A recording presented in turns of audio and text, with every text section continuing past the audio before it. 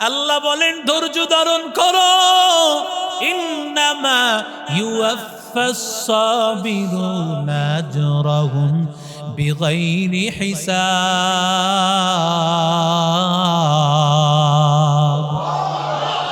আল্লাহ বলেন ধৈর্যশীল বান্দাদেরকে আল্লাহ পুরস্কার দিবেন। হাসরের ময়দানে ফেরেশতা রেজওয়ান ফেরেশতা বলবে, কোথায় ধৈর্য ধারণকারী বান্দারা? আয়, সবরকারীরা কই?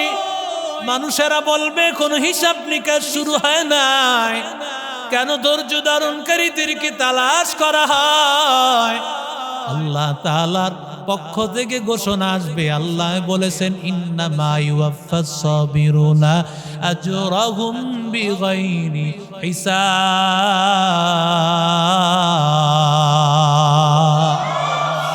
আল্লাহ ধৈর্য ধারণকারীদেরকে পুরস্কার দেন। ও যুবক, মক্কার একজন বিখ্যাত তাবিঈ কাজী আবু বকর, অনেক বড় একজন আল্লাহওয়ালা বুজুর্গ, অনেক বড় একজন আল্লাহওয়ালা বুজুর্গের নাম কাজী আবু বকর, বিখ্যাত তাবিঈ, আল্লাহর বান্দা। মক্কার মধ্যে বাইতুল্লাহর হজের মধ্যে মানুষেরা হাজির। হজ করার জন্য লক্ষ লক্ষ মানুষেরা বাইতুল্লাহে চলে আসছে। ওই সময় এমন কঠিন হালাত, ওই সময় মক্কার মধ্যে দুর্ভিক্ষ চলতেছিল, বড় ভয়াবহ অবস্থা চলতেছিল। হঠাৎ করে আল্লাহর বান্দা এক মুরব্বী, ওই মুরব্বিও বাইতুল্লাহে হজ করার জন্য আসছেন। বাইতুল্লাহ হজের জন্য হাজির। আল্লাহর বান্দার একমাত্র একটা কন্যা, ওই কন্যাটার জন্য হজ করতে আসি একটা গলার হার আল্লাহর বান্দা ক্রয় করেছে। আল্লাহর কুদরত, বাইতুল্লাহ হজ করতে গিয়া হঠাৎ করে আল্লাহর বান্দা হাতটা হারায় ফেলছে। হাতটা হারাই আল্লাহর বান্দা এবার মক্কার মধ্যে ঘোষণা করে দেয়, ও মক্কার হাজী সাহেব, ও মক্কার লোকেরা, বিশ্বস্ত আমিন মুহাম্মাদুর রাসূলুল্লাহ, আমানতদার বিশ্বস্ত মুহাম্মাদুর রাসূলুল্লাহ এলাকার লোকেরা, তোমরা তো কোনোদিন বিশ্বাসঘাতকতা করো না, আমানতের খেয়ানত করো না। আমার একটা হার হারায় গেছে, এই হারের মালিক তোমাদের কেউ না, এই হারের মালিক আমি একমাত্র। আমার আমানতের মালটা ফিরাইয়া দাও। ইন্নাল্লাহ ইয়া'মুরুকুম আন তুআদ্দুল আমানাতি ইলা আহলিহা।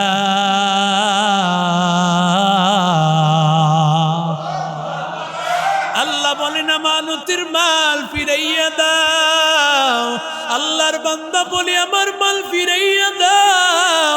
এই কথা বলার পর আল্লাহর বান্দা কাজী আবু বকর নামে একজন যুবক, আল্লাহর বান্দা হাতটা পেয়েছে। হাতটা পাওয়ার পর আল্লাহর বান্দা হাতটা নিয়া একটু কাপড়ের মধ্যে পেঁচাইয়া আল্লাহর বান্দা নিজের আলমিরার মধ্যে রেখে দিয়েছে।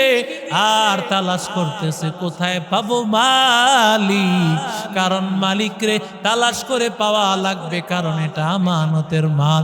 আমানতের মাল ফিরাই দিতে হবে, কারণ এটা আল্লাহর নির্দেশ। যদি আমানতের মাল ফিরাইয়া না দে, আমার আল্লাহর কাছে আমি ধরা খেয়ে যাব। हर के दारत खौफ हक दर्दिल मदाम जन्नतुल मवाद हदूरा मकाम। हर के दारत खौफ हक दर्दिल मदाम जन्नतुल मवाद हदूरा मकाम। वअम्मा मन खौफ मकाम रब्बिह ونهى النفس عن الهوى فإن الجنة هي المأوى।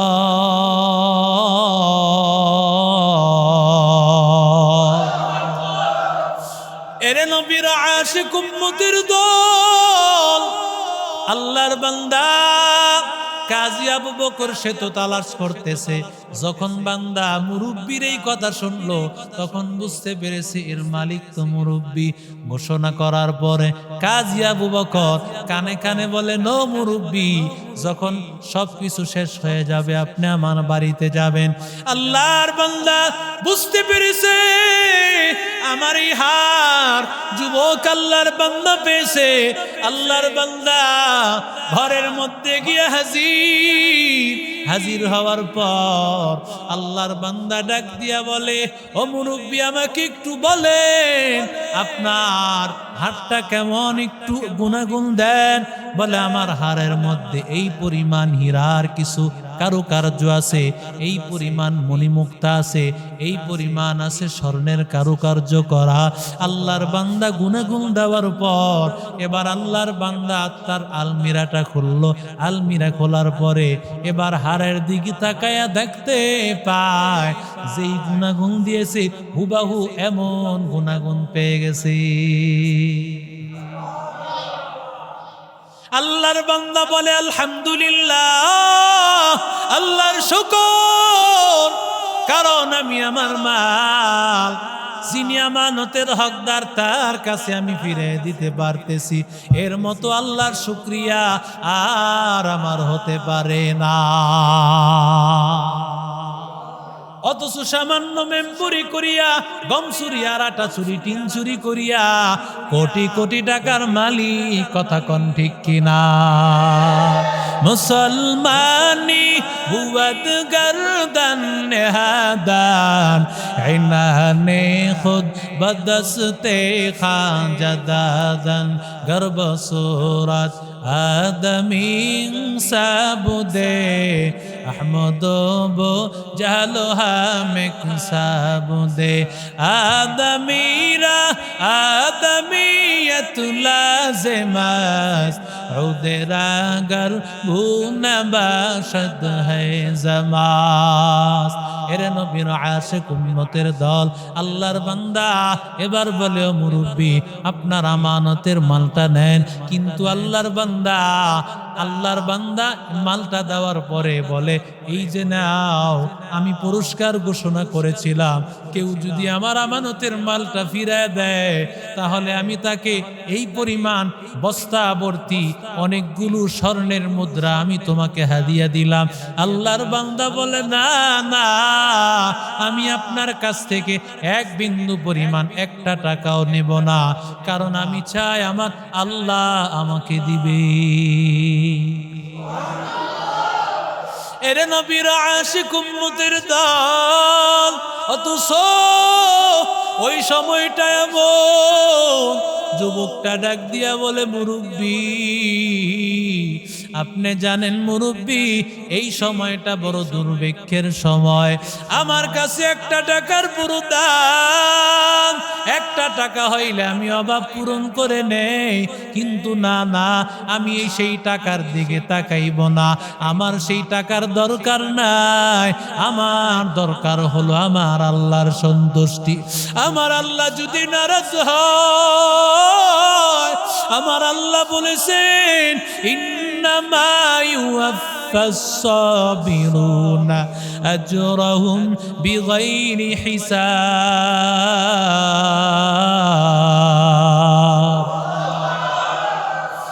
गर तवक्कुल मी कुड़ी हर सुबह शाम, मेरा सनम रिज़्क़ अज़ जुमला मकाम।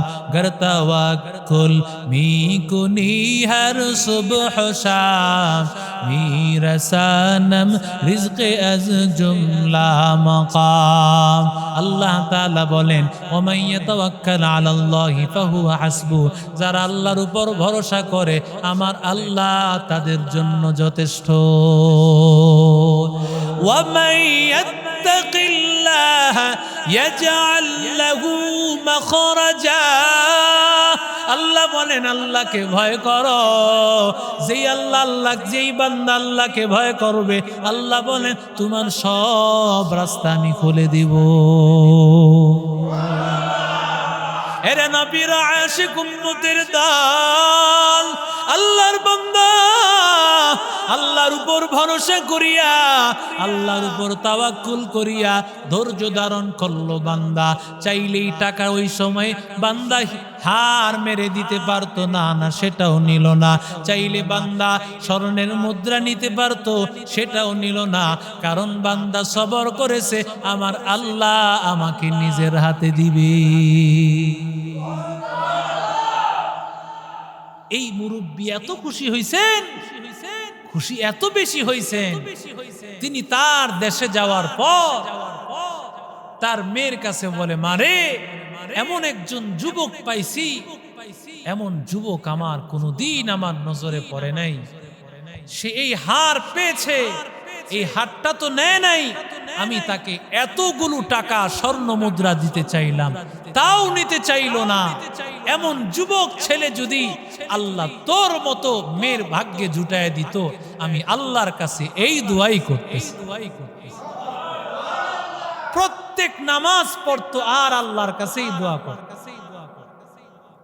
মুসলমান ইমানদার আল্লাহর গোলাম কাজী আবু বকর কিছুদিন পরে হঠাৎ করে আল্লাহর বান্দা মক্কা থেকে সফর করে নৌকা পথে কোথাও তিনি রওনা করেছেন।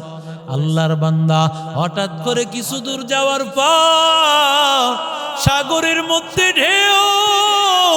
ঢেউয়ের কারণে নৌকাটা ডুবিয়া কে কোথায় চলে গেছে, ভেঙ্গে চুরমার হইয়া সাগরের মধ্যে তক্তার মধ্যে ভাসতে ভাসতে ভাসতে ভাসতে আল্লাহর বান্দা এক চরের মধ্যে গিয়ে হাজির হয়েছে। অন্য সাথীরা কোথায় গেছে জানা নাই।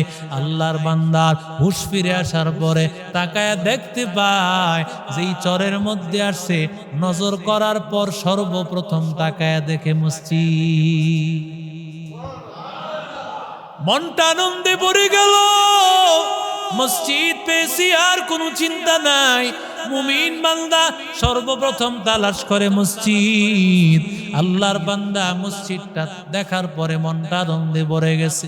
আল্লাহর বান্দা বুঝতে পেরেছে নৌকা এক শ্রেণী আর তো কিছুই বলতে পারে না।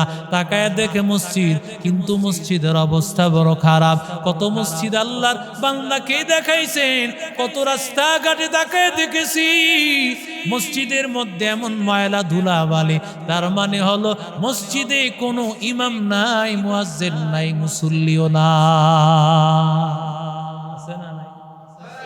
অনেক মসজিদ এমন বানাইছে তো বানাইছে, ওই মসজিদে দায়িত্বশীল কেউ নাই। কাজী আবু বকর বুঝতে পেরেছেন মসজিদ আছে বটে কিন্তু মুসল্লি নাই। তিনি নিজেই পরিষ্কার করছেন। পরিষ্কার করার পরে নিজে তিনি আজান দিয়েছেন। সুবহানাল্লাহ। আজান দিয়া তিনি নামাজে দাঁড়াইছেন। খোলামেলা জায়গা, নামাজে দাঁড়াইছেন। আল্লাহর বান্দা কালামুল্লাহর তেলাওয়াত যখন শুরু করে দিল, আশেপাশের যত মানুষ আছে সব মানুষ নামাজের ইমাম সাহেবের মসজিদের চতুর্পাশে ঘেরাও করে ফেলছে। সুবহানাল্লাহ। সালাম ফিরানোর পরে আল্লাহর বান্দা তাকায় দেখতে পায় কত মানুষ আল্লাহর বান্দারা দাঁড়ায় আছে। এবার আল্লাহর বান্দা ডাক দিয়ে বলতেছে, কোথা থেকে এসেছো রে যুবক? বলে, আমার বাড়ি মক্কা। কিভাবে এখানে আসছো? এত দূরে কিভাবে আসছো? বলে, আমি নৌকা পথে চলতেছিলাম, অনেক দূর যাব, কিন্তু কিভাবে কি হয়ে গেল কিছুই বলতে পারি না। সবাই বলে আলহামদুলিল্লাহ, আমাদের ইমাম সাহেব গত সপ্তাহে ইন্তেকাল করেছেন। আমাদের বাচ্চাদের পড়ানোর জন্য, নামাজ পড়ানোর জন্য কোনো ইমাম নাই। আল্লাহ হয়তো তোমাকে আল্লাহর গাইবি ভাবে তোমারে পাঠায় দিছে। কাদের কুদরত দারি বরকামাল আনতা রব্বি আনতা হাসবি জুল জালাল তুহি কাদের জলিলুল্লাহ জাহাদার বহর হালে তুহি মেরা নিগাহদার।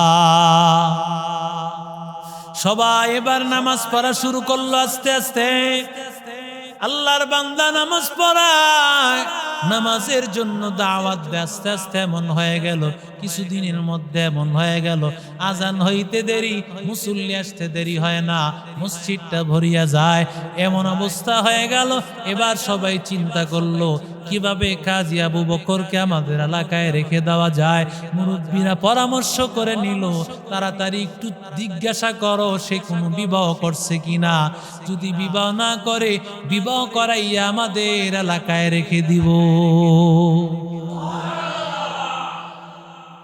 পরামর্শ করছে, যুবক তুমি কি বিবাহ করছো? কয় না। আমরা চাই তোমাকে এই এলাকায় বিবাহ করায়, তোমাকে এই এলাকায় রেখে দিব, তুমি সব সময় আমাদের নামাজ পড়াও, আমাদের খেদমত করো। তাই নাকি? বলে হ্যাঁ। তবে ছেলে বলতেছে আমার জন্য মেয়ে তালাশ করবেন, এমন মেয়ে যেই মেয়ে এক নম্বর গুণ হবে দিনদার, নামাজি, কোরআন পড়নেওয়ালা, এমন একজন নেককার মেয়ে আমার জন্য তালাশ করেন। আর আমি প্রথমেই বলি বিশ্ব সুন্দরী হতে হবে, ঠিক কিনা? জোরে বলি। অমুক নায়িকার মতো হবে 5 ফুট 7 ইঞ্চি 8 ইঞ্চি, কথা কন না কেন? টাকা পয়সা হতে হবে 5 তালার মালিক। সর্বপ্রথম তালাশ করে এটা, গায়ের রং তালাশ করে আর টাকা তালাশ করে। কয়েকদিন পরে কয় হুজুর সংসারে শান্তি নাই। কেন? কারণ তুমি নিয়েছো সাদা, তুমি নিয়েছো টাকা, ঠিক কিনা? জোরে বল। আল্লাহর বান্দা কয় না, আমার লাগবে নেককার, একজন আল্লাহওয়ালা, নামাজি, কোরআন পড়নেওয়ালা, পর্দানিশীন এমন একটা মহিলা আমার লাগবে। যদি পান তাহলে দেখেন, আর না হয় আমি বিবাহ করতে পারবো। তারা বলে হ্যাঁ, আমরা তো এতদিন এমন ছেলেই তালাশ করতেছি, আমাদের এলাকায় একটা মেয়ে আছে খুব নামাজি, পর্দানিশীন, তার জন্য কোনো ছেলে পাইতেছিলাম না। তোমার গুণাগুণের সে বলতেছিল তার জন্য এমন একটা ছেলে দরকার যে নামাজি, আল্লাহওয়ালা, কোরআন পড়নেওয়ালা, এমন একটা লোক চাইতেছিলাম। ওই মেয়ের জন্য তুমিও চাইতেছো এমন একটা মেয়ে। মেয়ের কাছে গিয়া প্রস্তাব নিয়ে গেছে, মারে তোমার জন্য এই গুণের অধিকারী একজন ছেলে পাইছি। মেয়ে বলতেছে আলহামদুলিল্লাহ, যদি আপনারা এমন কোন ছেলে পেয়ে থাকেন এটা আমার খুশনসিব। তাড়াতাড়ি বিবাহের সব কার্যক্রম, সবকিছু ব্যবস্থাপনা শুরু হয়ে গেল। বিবাহের সব ইন্তজাম সব কিছু শুরু হয়ে গেল। এবার বিবাহের জন্য প্রস্তুত হয়ে গেল। মেয়েটা এত বড় লোক, টাকা পয়সার অভাব নাই। মেয়েটা এত ধনী, টাকা পয়সার কোনো অভাব নাই। আল্লাহর বান্দা অনেক স্বর্ণ গহনার মালিক, কারণ তার বাবা অনেক বড় ধনী, অনেক বড় ধনীর একজন কন্যা। মাথা থেকে নিয়া পায়ের পাতা পর্যন্ত স্বর্ণ অলংকৃত। এবার আল্লাহর বান্দা যুবক কাজী আবু বকর যখন বাসর ঘরে গিয়া হাজির, বাসর ঘরে যাওয়ার পর আল্লাহর বান্দা তাকায় দেখে তার বিবি সারা শরীরে স্বর্ণ গহনা অলংকৃত। আল্লাহর বান্দা কাজী আবু বকর গলার একটা হারের দিকে তাকায় আছে, বারবার নজর করতেছে। এবার মেয়েটা মনে করতেছে আসলে ছেলেটা তো একটা লোভী। ডাক দিয়া বলে, ওরে স্বামী, শুনেছিলাম তুমি নাকি অনেক আল্লাহওয়ালা, তোমার নাকি কোনো দুনিয়ার লোভ নাই। আসলে আমি দেখতেছি তোমার মধ্যে দুনিয়ার লোভ।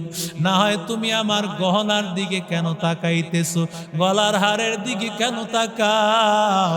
আমার দিকে তাকাও, আমারে পাইলে সব পায়া যাইবা তুমি।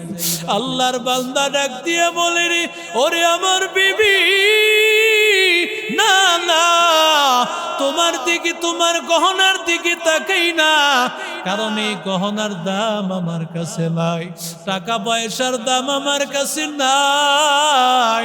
তাহলে কেন তাকাইতেছো? বলি গহনাটা আমার কাছে বড় পরিচিত মনে হয়, কোথায় যেন আমি দেখেছিলাম, কোথায় যেন দেখেছিলাম, আমার কাছে বড় পরিচিত মনে হইতেছে। আল্লাহর বান্দা আমাকে একটু বলো কোথায় পেয়েছ এই হার? এবার বিবি চোখের বানি পালায়, বিবি ডাক দিয়া বলে স্বামী, আমার বাবা বাইতুল্লাহ গিয়েছে হজ করার জন্য, আমার বাবা বাইতুল্লাহ গিয়েছে। বাইতুল্লাহ যাওয়ার পরে আমার বাবা আমার জন্য এই গলার হারটা ক্রয় করেছে। সেখানে ক্রয় করার পর হারায় গেছে। এক যুবক আল্লাহর বান্দা নাকি কাজী আবু বকর তার নাম, সে নাকি আল্লাহর বান্দা এই হারটা পেয়েছে, আর হারটা আমার বাবার কাছে ফিরাই দিছে। বাবা স্বর্ণ মুদ্রা তাকে দিতে চায়, যুবক আল্লাহর বান্দা কিছুই নেয় না। আমার বাবা দেশে আসার পর সব সময় যুবকের জন্য দোয়া করত আর বলতো, রে মা, আল্লাহ যেন তোর জন্য এমন একটা ছেলে আল্লাহ মিলাইয়া দেন। আমার বাবা সব সময় দোয়াটা করত। এই কথা বলতেছে আর কাজী আবু বকর সে চোখের পানি ফালায় বুক বাসায় দিতেছে। এমন সময় বিবি ডাক দিয়ে বলে, ও স্বামী, তুমি কেন কাঁদো? কোন কারণে তুমি কাঁদতেছো? স্বামী ডাক দিয়া বলে, বিবি, যেই কাজী আবু বকরের কথা শুনেছো, ওই কাজী আবু বকর আমি তোমার সামনে স্বামী হিসেবে হাজির।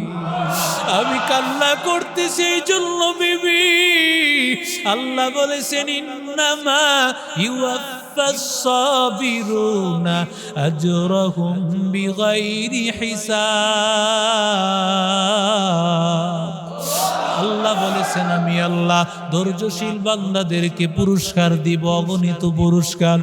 এত তাড়াতাড়ি আল্লাহ দিবেন আমি কল্পনাও করতে পারি নাই। ওরে বান্দাদের দল, ধৈর্য ধারণ করো। আল্লাহর বান্দা, দুনিয়াটা কিছুই না, দুনিয়াটা কিছুই না রে বাবা। আল্লাহওয়ালাদের সাথে চলতে হবে, আলেমদের সাথে চলতে হবে। কত গুনাহ করেছো ওরে বান্দা, তাকাইয়া দেখ। এই ঝিনুকটা সাগরের পারে আসিয়া বসে থাকে কেন বান্দা জানো?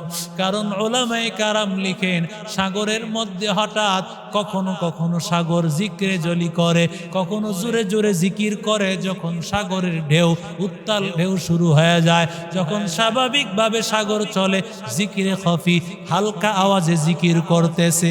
ও আল্লাহর বান্দাদের দল, এই ঝিনুক আল্লাহ এত দামি সম্পদ তার ভিতরে দেওয়ার কারণ হলো ঝিনুকটা চিন্তা করেছে আমি ভেতরে থাকবো কি জন্য?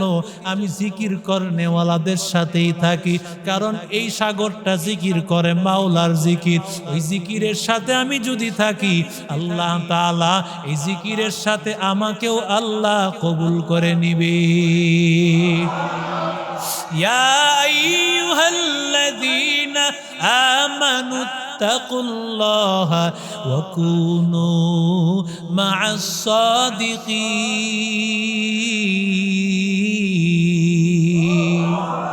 যুবক, গুনাহ করেছো, কত বছর গুনাহ করেছো, ডানে বামে তাকায়া দেখ, গুনার গুনাহ, গুনাহের সাগরে বান্দা হাবুডুবু খাইতেছো। একটু বিন্দু বান্দা আল্লাহর দিকে তাকায়া দেখ। আমার আল্লাহর রহমতের মালিক আল্লাহ তাআলা রহমতের সাগর নিয়ে আল্লাহ বসে আছেন রে বান্দা। ও আল্লাহর বান্দা, আল্লাহ বলে বান্দা আয় আয় আয়। ওরে বান্দা আর আমি থেকে নিরাশ হও না রে বান্দা। ইয়া আইয়ুহাল্লাযীনা ইয়াকুল ইয়া ইবাদিয়াল্লাযীনা আসরাফু আলা আনফুসিহিম লা তাকনাতু মির রাহমাতিল্লাহ। ওরে আল্লাহর বান্দা, মুহররম মাস, সারা বছরের গুনাহ, বিগত বছরের গুনাহ, বান্দা সব গুনার জন্য আল্লাহর কাছে তওবা করো। আল্লাহর বান্দা, সামনের এই বছরটা যেন তোমার ভালো হয়, এই বছরটা যেন ইবাদতের বছর হয়, বছরটা যেন আমলের হয়, নামাজের হয়।